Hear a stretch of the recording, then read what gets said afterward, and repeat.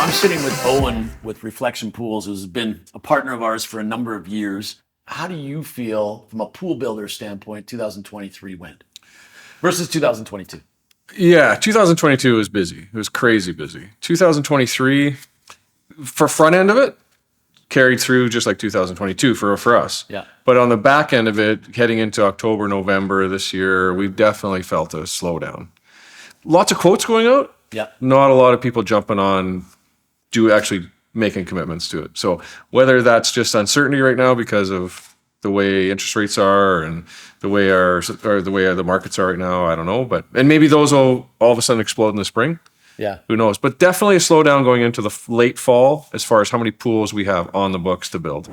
I'm going to Vegas next week to the show, and there's going to be a lot of buzz about that. Like, are we seeing a downturn? Yeah.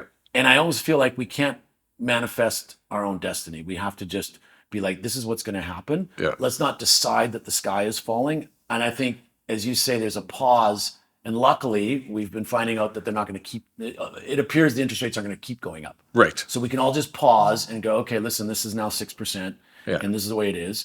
And are a lot of people financing pools, or do you have any idea? I don't really ask that question to customers, so I don't know. Can't get a handle on that one. I can't either. I think I'll go back to 2021, 22 when the interest rates were really low. I think lots of people were just adding on to their mortgage and away they go, right? Sure. And the nice thing about pools versus you have customers that they have boats, they have pools, they have, like, to me, if you're buying a boat, it's a depreciating item, right? Yeah. You're buying a pool and it's gonna your house and it's gonna appreciate over time. Your house is gonna appreciate over time, so the pool is gonna make the house more marketable. And that's what we're seeing. 20 years ago, we didn't see pools adding much value to the house, but today it's a different story. No, and it's funny. I talked to a real estate agent in Kelowna here years ago, and he said, if your house doesn't have a pool or have a spot for a pool, it's hard for me to sell. Yeah.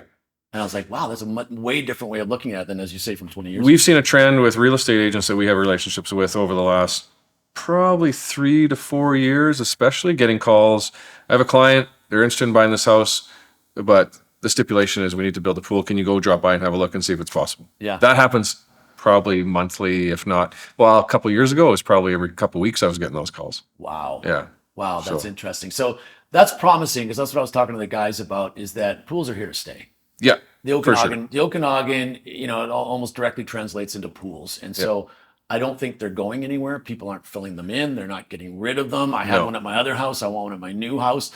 And what's so nice about a leveling off that you say this fall's been, I almost think that that's a positive for us. We can stop scrambling and freaking out and just level off and predict the business. Yeah, the craziness of the last couple of years, I won't miss with a little bit of a slowdown. Like, we can kind of take a breath. Yep. Make sure, like, our best practices are getting better, and we're developing relationships with our suppliers and keeping those going, and going back and following up with customers. You have more time to do that kind of stuff, which is important. I think we've got to remain positive that 2024 is going to be a strong pool market. We just may not see the leaps and bounds that we saw from 2020 upwards. No, and the downside is if you're, for a couple, 3 years there, we're saying to people, I can get your pool next year.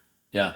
So maybe the next couple of years, it's we can get your pool in a couple months. Yeah. So is there a downside to that? 100%. I mean, guys, some of the pool builders were leaving messages on their outgoing message was, we are now accepting pool bookings for 2026. Yeah. Like, that was their outgoing message. And I'm like, if I'm a homeowner, I'm like, oh, geez, I don't know. That's you get your Amazon package the next day and you're telling me, I'm like, you won't even return my call for 2 years? Well, are you going to leave that message then as a homeowner? Definitely not. You're like, just that's not going to work out. Going to go call someone else. Yeah. So maybe it is a good thing. The other thing is, with any leveling off, I think if there was ever, I got to pick my words carefully, but if there's ever somebody in the industry that maybe wasn't exercising those best practices like we talked about, maybe wasn't as professional as some of the other companies, those people, I think, will naturally go by the wayside. I think there's not going to be the low-hanging fruit for them. And maybe that's not a bad thing. No, it's probably not, because you see, like, we've experienced, there's been a few bad builders and bad apples in the mix of any construction industry. Yeah. And that may weed those people out, and then people aren't getting stuck with, inferior product, inferior workmanship, jobs being left undone, because we've seen all of that. Yeah. So if that kind of stuff goes away and you've got good builders, then that's positive for the community. And I think it might make all of us better because we, as you say, we do have the time to follow up the quotes properly. Yeah. Right. Because there was a time, I don't know, 2 years ago or maybe even a year ago, where literally, if you were shopping for a pool, most pool builders wouldn't call you back. Yeah. They literally won't call you back. I'm like, wow. Those slowdown months are fine. You need to take a break too, because if you're going flat out, then as we all know, if you're over busy and you're taking on too much, then mistakes can happen. And then you got to go back and fix those mistakes. And then people aren't happy. You're not happy. I'm not happy. It's been a push. I was saying to Eric in that our Vancouver office gets some really weird stuff where we're installing auto covers before the decks are poured. Yeah. I'm like, wow. And because everybody's pushing, and my staff in Vancouver has said to me, it doesn't work that way. You think you're getting ahead by pushing. Yeah. You're actually just making mistakes and screwing it up and having to go backwards. And so, I think that's a lesson learned up here where we're like, whoa, let's just take it easy. So, I love the way it's presenting as we talk to Eric and Caleb and talk to you about it. It's like, this may actually be a better year.